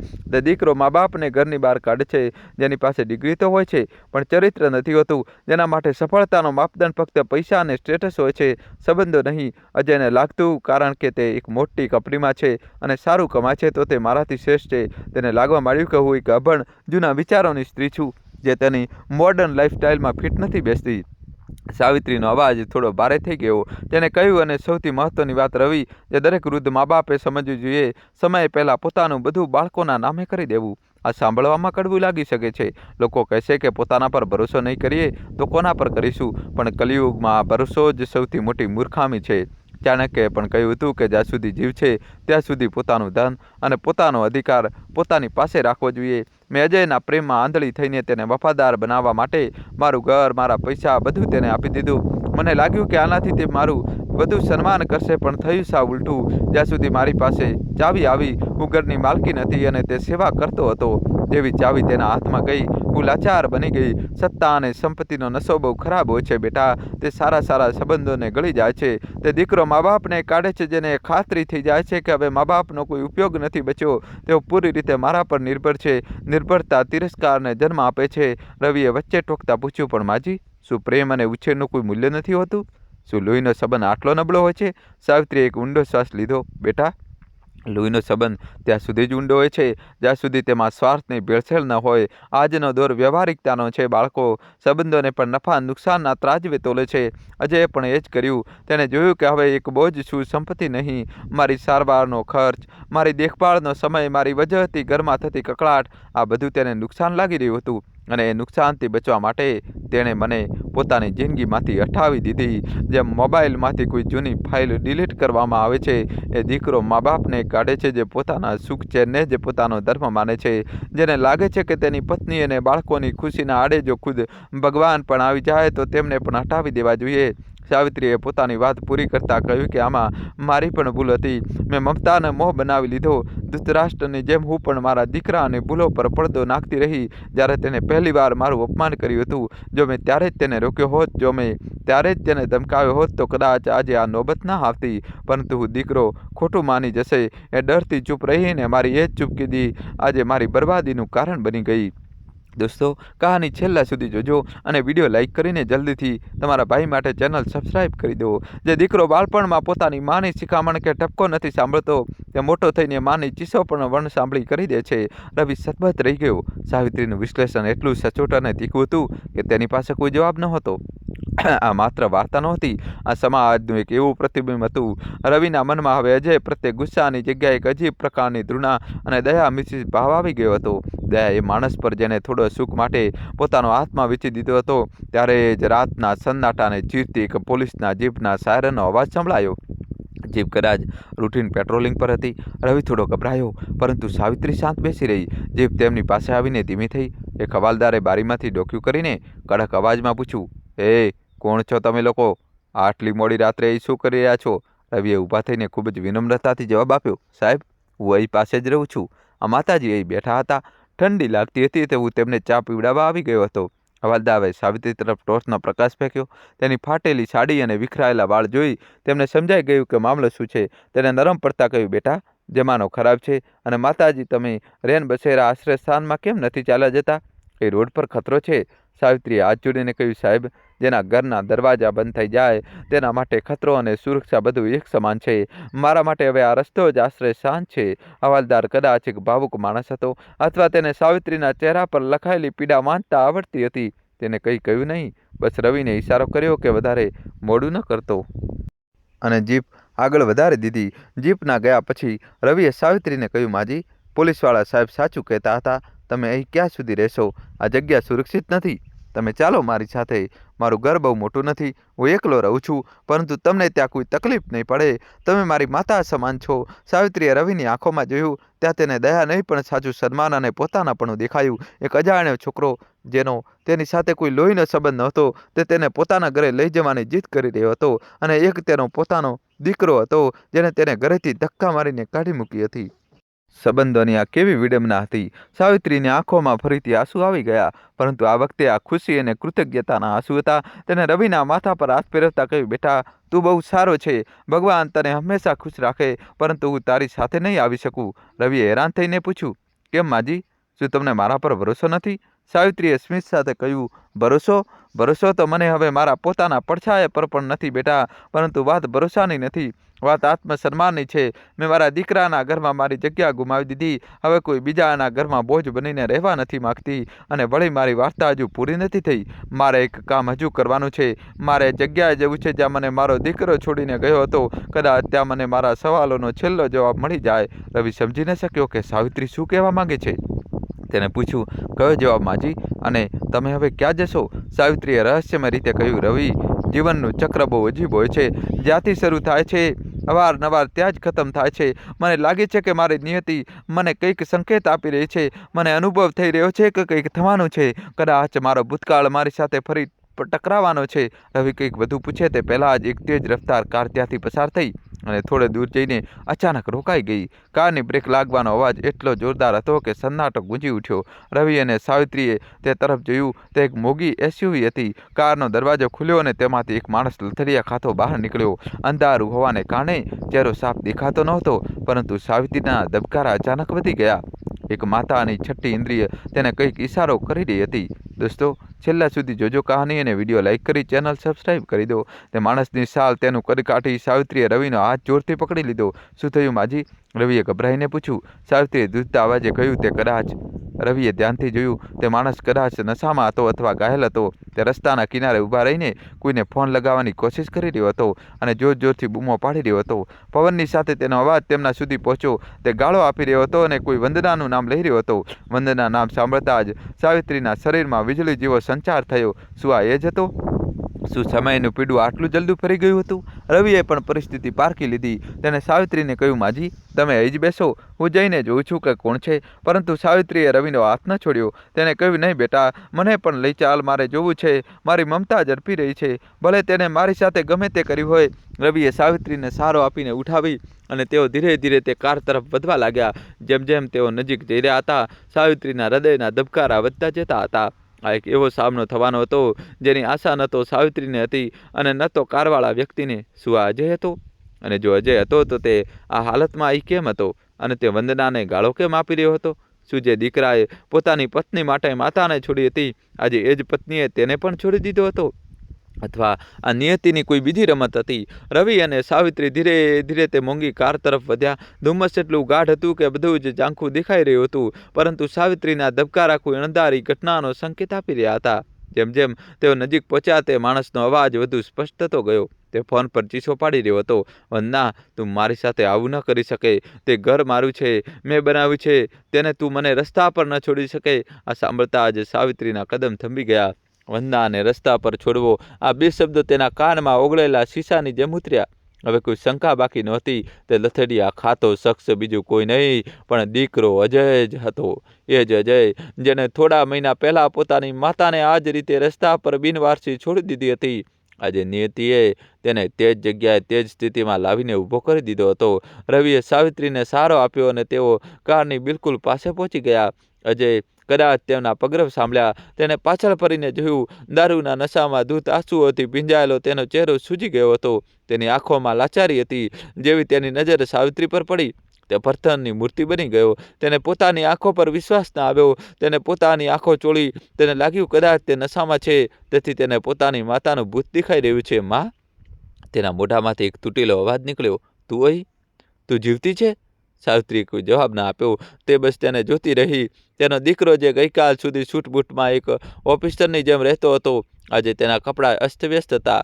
ટાઈ ઢીલી લટકેલી હતી અને શર્ટના બટન ખુલ્લા હતા. તે બિલકુલ એવો જ લાગતો હતો જેવી સાવિત્રી તે રાત્રે લાગી રહી હતી જ્યારે તેને ઘરેથી કાઢવામાં આવી હતી. બેબસ, લાચાર અને પોતાનું જ ઠુકરાવેલું પાત્ર. દોસ્તો, કહાની હજુ બાકી છે. જોડાયેલા રહેજો. વિડીયો લાઇક કરીને ચેનલને સબસ્ક્રાઇબ કરી દો. કહાનીમાં હવે મિત્રો જબરજસ્ત ટ્વિસ્ટ આવવાનો બાકી છે. છેલ્લા સુધી જોજો. અજય લથડિયા ખાતો સાવિત્રી તરફ વધ્યો અને તેના પગમાં પડી ગયો. દુષ્કે રડવા લાગ્યો. માં, મને માફ કરી દે. માં, હું બહુ ખરાબ છું. ભગવાને મને મારા કર્મોની સજા આપી દીધી. જો માં, આજે હું પણ બેઘર થઈ ગયો. એ જ વંદનાએ જેના માટે મેં તને છોડી હતી, આજે તેને જ મને ધક્કા મારીને ઘરની બહાર કાઢી મૂક્યો. રવિ આ નજારો જોઈ રહ્યો હતો. તેને પોતાની આંખો પર વિશ્વાસ નહોતો આવતો કે કર્મોનું ફળ આટલું જલ્દી અને આટલું ક્રૂરતાથી મળી શકે છે. સાવિત્રીએ પોતાની જાતને સંભાળી. તેનું મન કરી રહ્યું હતું કે ઝૂકીને પોતાના દીકરાને ગળે લગાવી લે, તેના આંસુ લૂછી નાખે, પરંતુ તેની અંદરના સ્વાભિમાને તેને રોકી દીધી. તેને કઠોર સ્વરમાં પૂછ્યું, કેમ? શું થયું અજય? વંદના તો તારી પસંદ હતી, તારી અર્ધાંગીની હતી. તેને તને કેમ કાઢ્યો? શું તે તેને ઘરની બહાર નહોતી કાઢી? અજયે ઘૂંટણીએ બેઠા બેઠા જ માથું ઊંચું કર્યું અને હિબકા ભરતા ભરતા પોતાની બરબાદીની વાર્તા સંભળાવી. તેને કહ્યું કે માં, તારા ગયા પછી મને લાગ્યું કે હવે બધું ઠીક થઈ જશે. વંદના ખુશ હતી અને ઘરમાં શાંતિ હતી, પરંતુ તે શાંતિ માત્ર એક દેખાવો હતી. થોડા દિવસો પછી વંદનાએ પોતાનો અસલી રંગ બતાવવાનું શરૂ કરી દીધું. તેને કહ્યું કે તેને પોતાના ભવિષ્યની સુરક્ષા જોઈએ છે, અને જેમ તારા પપ્પાએ ઘર તારા નામે નહોતું કર્યું અને તને તકલીફ થઈ, તેમજ કાલે જો મને કંઈ થઈ ગયું તો તેનું અને બાળકનું શું થશે? માં, હું તેના પ્રેમમાં અને પોતાના બાળકના મોહમાં એટલો આંધળો હતો કે મેં તેની દરેક વાત માની લીધી. મેં વિચાર્યું કે તે સાચું કહી રહી છે, તેથી મેં તે ઘરના કાગળો જે તે મારા નામે કર્યા હતા તે બધા વંદનાના નામે કરી દીધા અને મારી બધી સેવિંગ તથા એફડી બધું જ તેના નામે ટ્રાન્સફર કરી દીધું. મને લાગ્યું કે આપણે પતિ પત્ની છીએ, મારું અને તેનું બધું એક જ તો છે. અજયે પોતાનું માથું પૂછતા કહ્યું કે આજ મારી સૌથી મોટી ભૂલ હતી. માં, જેવા કાગળો તેના નામે થયા કે તરત જ તેનું વર્તન બદલાઈ ગયું અને તેના પિયરવાળાની દખલ વધી ગઈ. તેની માં અને ભાઈ અમારા ઘરમાં આવીને રહેવા લાગ્યા અને જ્યારે મેં વિરોધ કર્યો તો તેને કહ્યું કે હવે આ ઘર તેનું છે, તે જેને ઈચ્છે તેને રાખે. આજે તો હદ થઈ ગઈ. જ્યારે મેં તેને રોકવાનો પ્રયત્ન કર્યો તો તેને પોલીસ બોલાવવાની ધમકી આપી અને કહ્યું કે તે મારા પર ઘરેલું હિંસાનો કેસ કરીને જેલમાં મોકલી દેશે. તેને મારા કપડાં બહાર ફેંકી દીધા અને ગેટ બંધ કરી દીધો. માં, હું રસ્તા પર આવી ગયો છું. મારી પાસે નથી ઘર, નથી પૈસા કે નથી પરિવાર.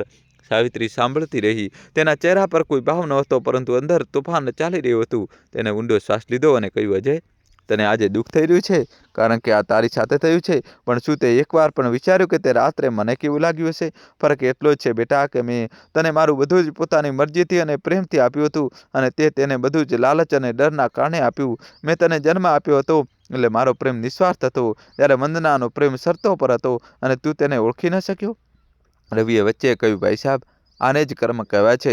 જે ખાડો તમે તમારી મા માટે ખોદ્યો હતો, આજે તમે પોતે જ તેમાં પડી ગયા છો. તમે તમારી પત્નીને એ શીખ્યું કે જ્યારે મા બાપ બોજ બની જાય ત્યારે તેમને કાઢી મૂકવા જોઈએ. તેને તમારી પાસેથી જ શીખ્યું, અને આજે જ્યારે તમે તેના મોજ મજામાં અડચણ બનવા લાગ્યા તો તેને તે જ ફોર્મ્યુલા તમારા પર અપનાવી દીધી. દોસ્તો, કહાની છેલ્લા સુધી જોજો અને ચેનલ સબસ્ક્રાઇબ કરી દો. એક બાળક માટે સૌથી મોટી શાળા તેનું ઘર હોય છે. તેને જોયું કે આ ઘરમાં વડીલોની ઇજ્જત નથી હોતી અને સંબંધોનું મૂલ્ય નથી હોતું, માત્ર પૈસા અને પાવરની કિંમત છે. તો તેને એ જ કર્યું જે તમે શરૂ કર્યું હતું. અજયે રવિની વાત સાંભળી અને શરમથી માથું ઝુકાવી લીધું. તે સાવિત્રીના પગ પકડીને રડવા લાગ્યો. માં, મને તારી સાથે લઈ જા. હું સુધરી ગયો છું. હું વંદના સાથે લડીશ, કોર્ટમાં જઈશ અને મારું ઘર પાછું લઈશ. બસ તું મારો સાથ ના છોડતી. મને તારી બહુ યાદ આવતી હતી માં. હું ડરી ગયો હતો એટલે તને શોધવા ના આવ્યો. હું કાયર છું માં, મને માફ કરી દે. સાવિત્રીએ ધીમેથી પોતાના પગ પાછા ખેંચ્યા અને અજયને ઊભા થવાનો ઇશારો કર્યો. અજય ઊભો થયો અને આશાભરી નજરે મા સામે જોવા લાગ્યો. તેને લાગ્યું કે માં બની ગઈ છે. માં તો માં હોય છે અને માફ કરી જ દેશે. પરંતુ સાવિત્રીએ જે કહ્યું તેને અજય અને રવિ બંનેને ચોંકાવી દીધા. સાવિત્રીએ કહ્યું, અજય, હું એક માં છું. મારું દિલ તારા માટે રોઈ રહ્યું છે અને તને હાલતમાં જોઈને મને કોઈ ખુશી નથી થઈ રહી, પરંતુ હું તારી સાથે નથી આવી શકતી અને નથી ઈચ્છતી કે તું મારા માટે લડે. કેમ માં? અજય બૂમો પાડે, હું બધું ઠીક કરી દઈશ. આપણે ફરી સાથે રહીશું. સાવિત્રીએ દુઃખભર્યા સ્મિત સાથે કહ્યું, બેટા, અરીસો જ્યારે તૂટે છે ત્યારે તેને જોડી શકાય છે, પરંતુ તિરાડો હંમેશા રહે છે. તે માત્ર મારું ઘર નથી ચીરવ્યું, તે મારો વિશ્વાસ તોડ્યો છે. તે મને અહેસાસ કરાવ્યો છે કે હું એક નકામી વસ્તુ છું. આજે તું મારી પાસે એટલો નમાવ્યો કારણ કે તને ઠોકર લાગી છે. જો વંદાએ તને ન કાઢ્યો હોત તો શું તું ક્યારે મને શોધવા આવત? ના આવત. તારો પ્રેમ અને પશ્ચાતાપ બધું જ પરિસ્થિતિઓનું મોહતાજ છે. તે સાચું નથી? સાવિત્રીએ રવિ તરફ જોયું અને પછી અજયને કહ્યું, તું પૂછતો હતો ને કે કયો દીકરો મા બાપને ઘરની બહાર કાઢે છે? હવે તને જવાબ મળી ગયો હશે. તે દીકરો જે પોતાની પત્નીને જીવનસાથી નહીં પણ માલકીન બનાવી લે છે, તે દીકરો જે પોતાના મા બાપના ત્યાગને તેમની ફરજ માની લે છે અને પોતાની પત્નીની ખુશામતને પ્રેમ. તે તારી કરોડરજી તે જ દિવસે વેચી દીધી હતી જે દિવસે તે મારા અપમાન પર મૌન સાધ્યું હતું. અને યાદ રાખજે અજય, જે સ્ત્રીએ પોતાની સાસુનું સન્માન નથી કર્યું તે પોતાના પતિનું સન્માન ક્યારેય નથી કરી શકતી, કારણ કે ઇજ્જત એક આદત હોય છે જે દરેક માટે એક સરખી હોય છે. જેને મૂળ કાપી નાખ્યા તે થડને પાણી કેવા આપશે? અજય સતબત રહી ગયો.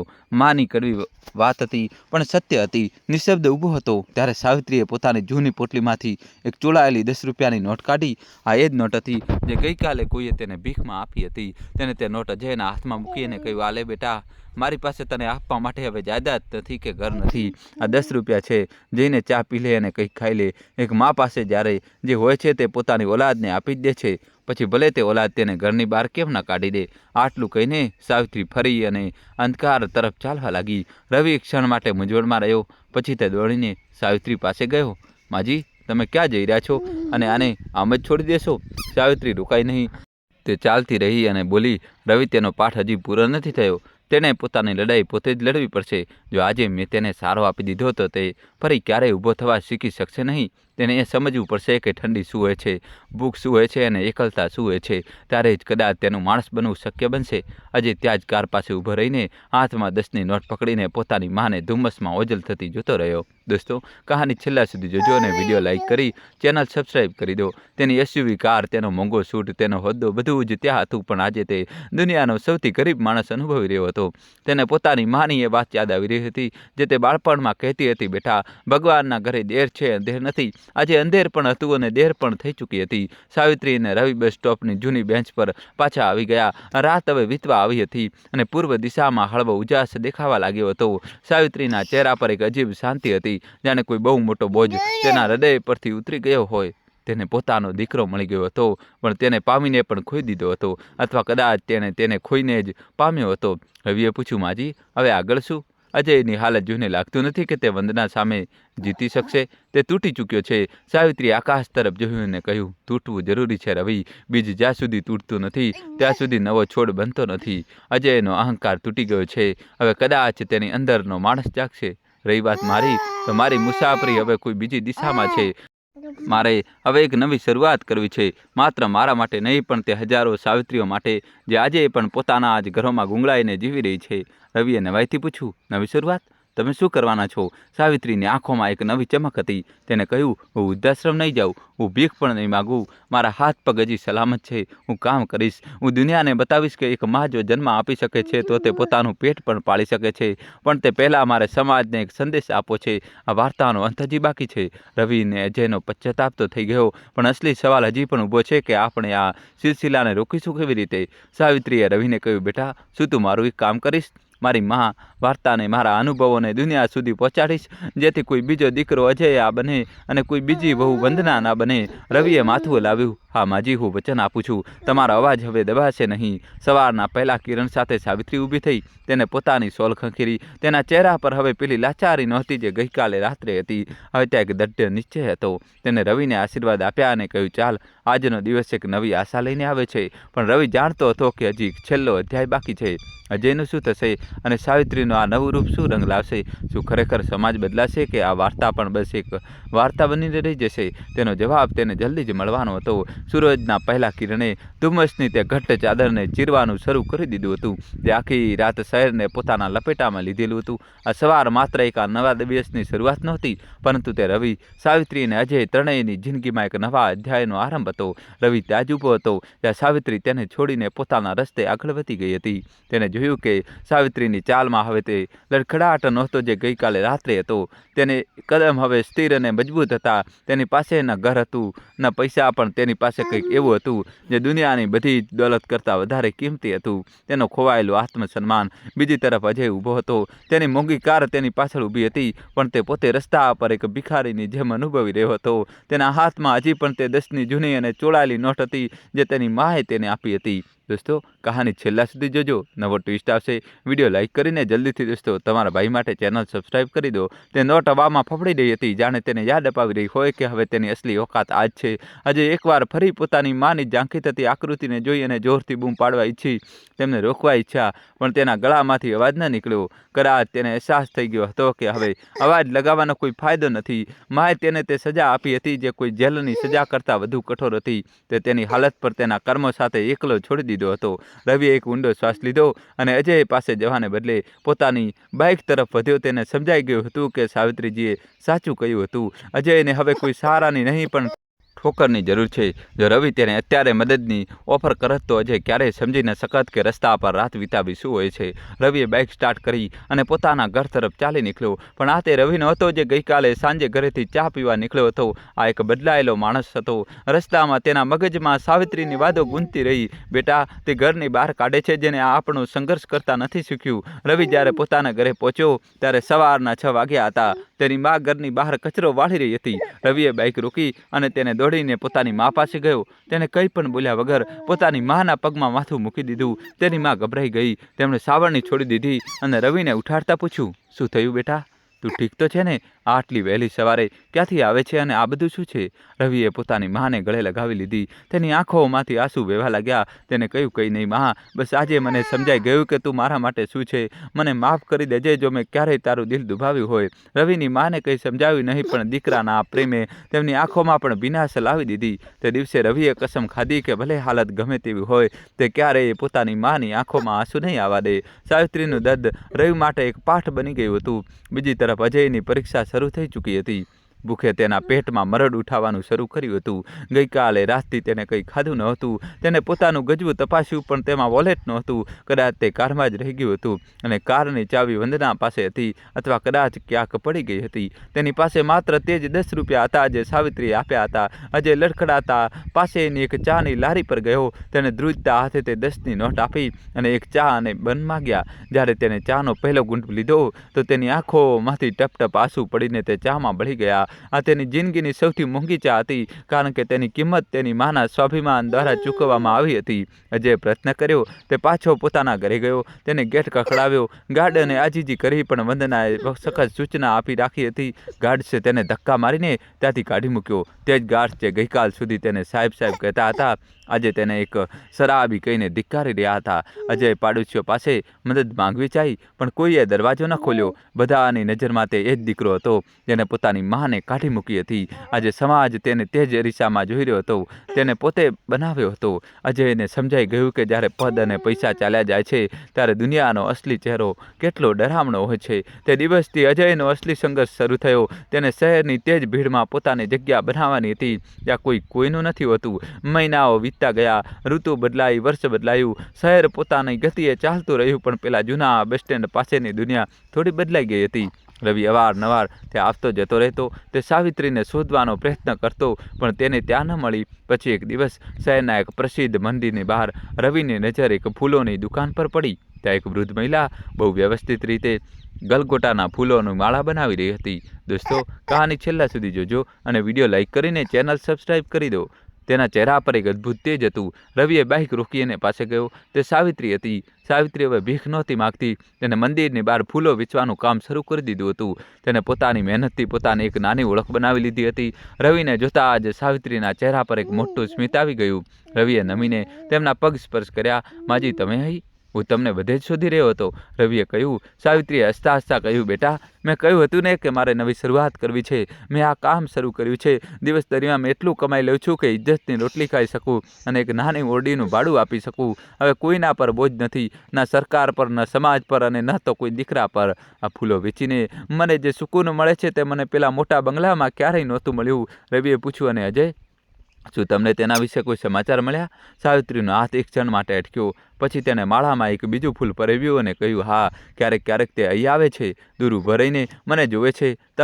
એ હવે એક ગેરેજમાં મિકેનિકનું કામ કરે છે.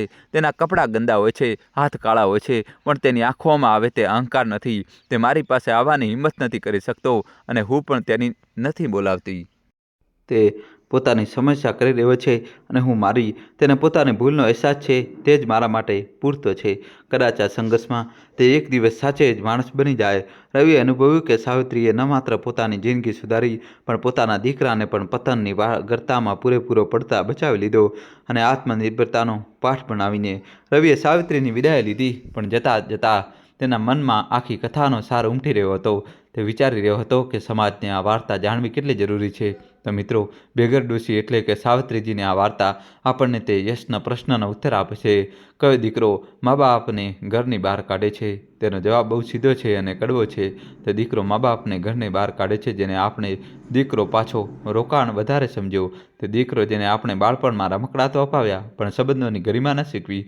તે દીકરો જેને આપણે અહેસાસ કરાવ્યો કે મા બાપનું કામ માત્ર આપવાનું છે, પૈસા આપવા, સુવિધા આપવી, જાયદાદ આપવી, અને જે દિવસે મા બાપ પાસે આપવા માટે કંઈ નથી બચતું, તે દીકરો તેમને નકામા માનીને ઘરના ભંગારની જેમ બહાર ફેંકી દે છે. આ વાર્તા દરેકને તે માતા પિતા માટે એક ચેતવણી છે જે પોતાના બાળકોના પ્રેમમાં આંધળા થઈને પોતાનું બધું જ જીવતે જીવતેના નામે કરી દે છે. ચાણક્ય નીતિ કહે છે અને સાવિત્રીજીનું જીવન પણ એ જ શીખવે છે કે ગડપણમાં તમારી સુરક્ષા તમારા પોતાના હાથમાં હોવી જોઈએ. પ્રેમ પોતાની જગ્યાએ છે, પણ વ્યવહારિકતા પોતાની જગ્યાએ. તમારા બાળકોને સુવિધાઓ આપવાની સાથે સાથે સંસ્કાર અને સંઘર્ષ પણ આપો. તેમને જણાવો કે રોટલી કમાવામાં પણ કેટલી મહેનત લાગે છે અને એક ઘર બનાવવામાં પણ કેટલો ત્યાગ લાગે છે. જો અજયને બાળપણમાં જ ના સાંભળવાની આદત હોય, જો તેને ખબર હોત તે દરેક વસ્તુ સરળતાથી નથી મળતી, તો કદાચ તેનામાં કૃતજ્ઞતાનો ભાવ હોત. અને આ વાર્તા તે દીકરાઓ અને વહુઓ માટે પણ એક અરીસો છે જે વિચારે છે કે ભૂલકા મા બાપ એક બોજ છે. યાદ રાખો, વંદનાએ અજય સાથે જે કર્યું તે નિયતિનું એક ચક્ર હતું. તમે તમારા બાળકોને જે શીખવી રહ્યા છો, પોતાના વર્તનથી તે જ કાલે તમારી પાસે પાછું આવશે. જો તમે તમારા બાળકો સામે તમારા મા બાપનું અપમાન કરશો, તેમને ઘરની બહાર કાઢશો, તો તમે તમારા બાળકોને એક ટ્યુટોરિયલ આપી રહ્યા છો કે કાલે તમારી સાથે શું કરવાનું છે. દિવાલો સાંભળે છે અને બાળકો જુએ છે. અજય પોતાની માને કાઢી તો તેની પત્નીએ તેને કાઢ્યો. કર્મનું ખાતું આ જ જન્મમાં અને અહીં જ ચૂકતે થાય છે. ઘર ઈંટ પથ્થરોથી નહીં પણ વડીલોના આશીર્વાદથી સલામત રહે છે. જે ઘરમાંથી વડીલો રડીને નીકળે છે, તે ઘરનો પાયો ક્યારેય મજબૂત રહી શકતો નથી. તે આજે નહીં તો કાલે તિરાડો પડવી નક્કી છે. સાવિત્રીજીએ તો પોતાની દુનિયા ફરીથી વસાવી લીધી, કારણ કે તેમની અંદર એક માની શક્તિ હતી, એક સ્વાભિમાન હતું. પણ આજે પણ પોતાના જ ઘરના ઉંબરા બહાર ઊભો પસ્તાઈ રહ્યો છે. જીવનના અંતિમ પડાવ પર માણસને પૈસાની નહીં, પણ યાદો અને પોતાનાઓના સાથની જરૂર હોય છે. મત છીનવો કોઈ મા પાસેથી તેની છત, મત છીનવો કોઈ પિતા પાસેથી તેમનું તે આંગણું જેને તેમણે પોતાના લોહી પરસેવાથી બનાવ્યું છે, કારણ કે બેઘર થવાનું દર્દ માત્ર તે જ જાણે છે જેના માથા પરથી છત છીનવાઈ જાય છે. અને માનો કે ઉપરવાળાની લાકડીમાં અવાજ નથી હોતો, પણ જ્યારે તે પડે છે ત્યારે માણસને સંભળાવવાનો મોકો પણ નથી મળતો. સાવિત્રીની વાર્તાનો અંત દુઃખદ નહીં પણ પ્રેરણાદાયક છે. તે આપણને શીખવે છે કે ભલે પોતાનાઓને છોડી દો, ભલે દુનિયા છોડી દો, જ્યાં સુધી તમારા શ્વાસ ચાલી રહ્યા છે ત્યાં સુધી હાર ન માનો. તમારો આત્મસન્માન જ તમારી સૌથી મોટો સાથી છે. અને જો લોકો એવું વિચારે છે કે તેઓ પોતાના ભૂલકા મા બાપને છેતરીને ખુશ રહી લેશે, તેમને અજયની તે કાળી રાત અને તે 10ની નોટ હંમેશા યાદ રાખવી જોઈએ. હવે નિર્ણય તમારો છે. તમે તમારા ઘરમાં એક શ્રવણ કુમાર તૈયાર કરી રહ્યા છો કે અજય? તમે તમારા ગડપણ માટે સારો વાવી રહ્યા છો કે કાંટા? અજય તમારા અંતરમાં ડોક્યું કરીને જુઓ. ક્યાંક અજાણતામાં તમે પણ તે જ ભૂલ તો નથી કરી રહ્યા જે સાવિત્રીજીએ કરી હતી, અથવા ક્યાંક તમે પણ તે જ દીકરો તો નથી બની રહ્યા જે અજય બન્યો હતો. આ વાર્તા અહીં જ સમાપ્ત થાય છે, પણ તેના સવાલો હંમેશા આપણા સમાજમાં ગુંજતા રહેશે જ્યાં સુધી દરેક ઘરમાં વડીલોને તે સન્માન નથી મળી જતું જેના તેઓ હકદાર છે. મિત્રો, જો તમે અજયની જગ્યાએ હોત અને અંતમાં તમારી સાથે આવું થયું, તો શું તમારી માનો સામનો કરવાની હિંમત હોત? અને તમને શું લાગે છે, સાવિત્રીજીએ અજયને માફ ન કરીને અને તેની સાથે ન જઈને સાચું કર્યું કે ખોટું? કૃપા કરીને નીચે કોમેન્ટ બોક્સમાં તમારા વિચારો જરૂર લખો. તમારો એક અભિપ્રાય કોઈની જિંદગી બદલી શકે છે. હું દરેક કોમેન્ટ જાતે વાંચીશ. જો આ વિડીયોએ તમારા દિલને સ્પર્શી લીધું હોય તો તેને લાઈક જરૂર કરો અને તમારા પરિવાર અને મિત્ર સાથે ખાસ કરીને તમારા બાળકો સાથે શેર જરૂર કરો, જેથી આ સંદેશ ઘર ઘર સુધી પહોંચે. આવી જ દિલને સ્પર્શી જાય તેવી પ્રેરણાદાયક અને જીવનની સચ્ચાઈથી રૂબરૂ કરાવતી વાર્તાઓ માટે મારી ચેનલને અત્યારે જ સબસ્ક્રાઈબ કરો અને બેલ આઇકનને દબાવવાનું ભૂલશો નહીં. અને આપણે ફરી મળીશું એક નવા વાર્તા સાથે. અને દોસ્તો, કોમેન્ટ્સમાં તમારે જય શ્રી કૃષ્ણ તો લખવું જ પડશે દોસ્તો, અથવા જય શ્રી રામ અથવા જય શ્રી કૃષ્ણ લખી દો. જલ્દીથી દોસ્તો કોમેન્ટમાં જય શ્રી કૃષ્ણ લખી દો અને તમારે લખવું જ પડશે. વિડીયો લાઇક કરીને ચેનલને સબસ્ક્રાઈબ કરી દો. ખૂબ ખૂબ ધન્યવાદ, દિલથી આભાર. આવી કહાની હું તમારા માટે મુક્ત રહીશ. કોમેન્ટમાં જય શ્રી કૃષ્ણ લખી દો.